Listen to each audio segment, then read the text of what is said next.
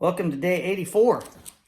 We are in Joshua 10 through 12, and I got some neat things to say again today. So let's get at it. First thing I want to point out is the hailstorm. Chapter 10, verse 11 says, "As the Amorites retreated down the road from Beth Horon, the Lord destroyed them with terrible hailstorm from heaven that continued until they reached Azekah. The hail killed more of the enemy than the Israelites killed with the sword." So when God is on our side, we can't do anything wrong. So he said he'd go ahead and start destroying the people, and that's what he did. Now I want to point out the other part. They had hail back with Moses, and then again in Revelation 8:7, hail is used. It says, the first angel blew his trumpet. So there's 7 seals, and then there are 7 trumpets, and then 7 vials. So this is the beginning of the 7 trumpets. And hail and fire mixed with blood were thrown down on the earth. 1/3 of the earth was set on fire, 1/3 of the trees were burned, and all the green grass was burned. So there's hail being used there. And then in chapter 16, verse 21, it says, "There was a terrible hailstorm, and hailstones weighing as much as 75 pounds fell from the sky onto the people below. They cursed God because of the terrible plague of the hailstorm." And then I have another verse here, Job 28:23, if you want to look that one up. Hail isn't just used like once in a mighty way. Hail is used in a few different places. So again, it's being used to help Joshua. In the end, it'll be used to help the people of God and hurt the people that are against God. The sun standing still. Chapter 10, verses 12 through 14. "On the day the Lord gave the Israelites victory over the Amorites, Joshua prayed to the Lord in front of all the people of Israel. He said, 'Let the sun stand still over Gibeon, and the moon over the valley of Ajalon.' So the sun stood still, and the moon stayed in place until the nation of Israel had defeated its enemies." Is this event not recorded in the book of Jashar? So on our book list, I have 6 books listed. I'm not sure I've actually written them all down, but I think I got them all. So far, I have 6 books listed in my book list, so hopefully you've started that. So is this event not recorded in the book of Jashar? The sun stayed in the middle of the sky, and it did not set as on a normal day.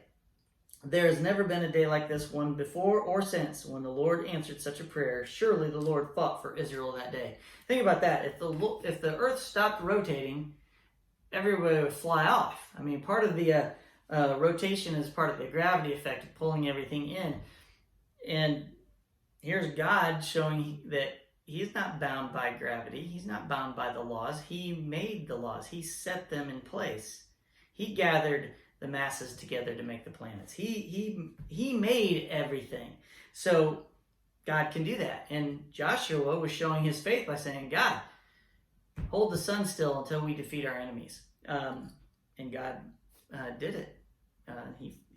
Moses asked for things. God did them. God told him what to do. God followed through. And then another thing I want to talk about is the armies.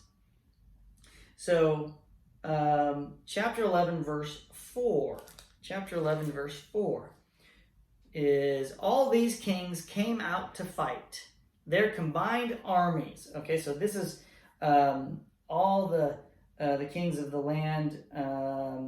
King of Axpha, King of Medan, King Shimron, all the kings of the northern hill country. If you read in the beginning of chapter 11, it shows all the kings came together to fight. Their combined armies formed a vast horde, and with all their horses and chariots, they covered the landscape like the sand on the seashore to fight against Israel. Revelation 16:16. Isn't that funny? 16:16. "And the demonic spirits gathered all the rulers and their armies to a place with the Hebrew name Armageddon." So it just seems history repeats itself. Hitler went against everybody to try to defeat or gathered people together to defeat the Jews. They were the scourge of the earth, and then wanted to annihilate them, and just about did. So it seems to be a historical thing to remove the Jews from the land, and it's happened throughout all of the history. Okay? But Joshua, like Moses, he followed the Lord's command, and God gave Joshua great victory. So chapter 11, verse 16. Starting in verse 15. As the Lord had commanded his servant Moses, so Moses commanded Joshua, and Joshua did as he was told, carefully obeying all the commands that the Lord had given to Moses. Verse 16. So Joshua conquered the entire region, the hill country, the entire Negev, the whole area around the town of Goshen, the western foothills, the Jordan Valley, the mountains of Israel, and the Galilean foothills. Verse 21. During this period, Joshua destroyed all the descendants of Anak, anyone who lived in the hill country, blah, blah, blah, blah, blah. Verse 23, so Joshua took control of the entire land, just as the Lord had instructed Moses. He gave it to the people of Israel as their special possession. He killed everything, man, woman, and child in those areas. So that's what was our reading today. Very similar to end-time events and what God is going to do. But God is going to do something over the top from this. So it's like the whole Bible is ramping up to that point. He gave us everything. He gives us a choice between success and punishment. And as we fail, he brings in Jesus to save us from our stupidity, our ignorance. And in the end, it's all about Christ and what he did to save us. Wonderful, wonderful reading today. I hope you get a lot of things out of those things. So that is your day 84. I'll see you tomorrow.